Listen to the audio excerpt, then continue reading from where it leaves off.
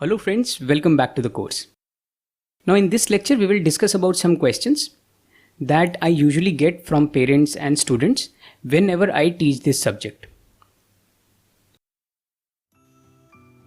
So the very first question that I get is, I don't know programming.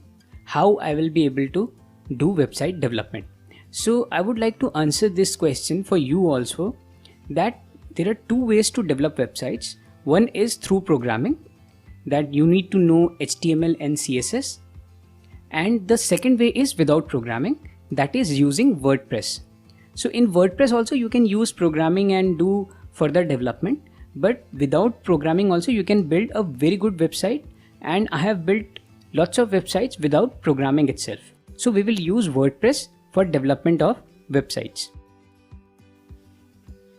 The next question is, how much will it cost? Now, I would like to tell you one thing, that website development and publishing the website costs a lot of money, because a website has a name, it is known as a domain name, and you have to buy a domain name like google.com or amazon.com. These are domain names. So you have to buy these domain names to get your website online.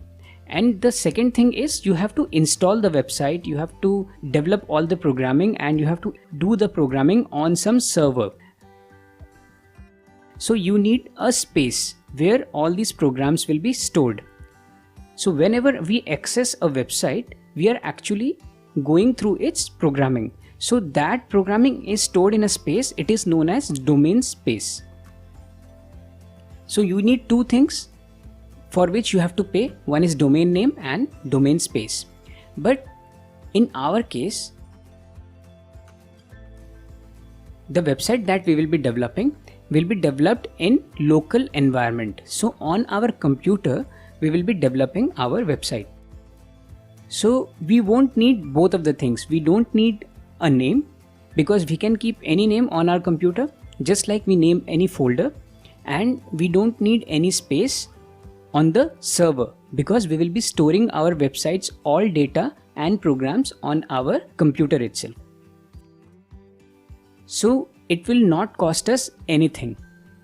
Now the third question is, if it is not costing us anything and if it has no name, so will it be a real website? Will somebody be able to access that website? So to this question I would answer,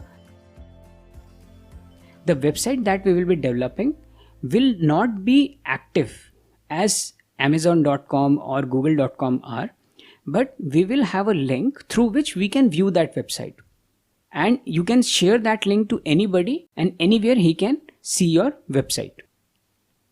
So we will develop a website which will be shareable, will not cost us anything, and we will not be required to do any programming. So this was all about this lecture. See you in the next one. Thank you.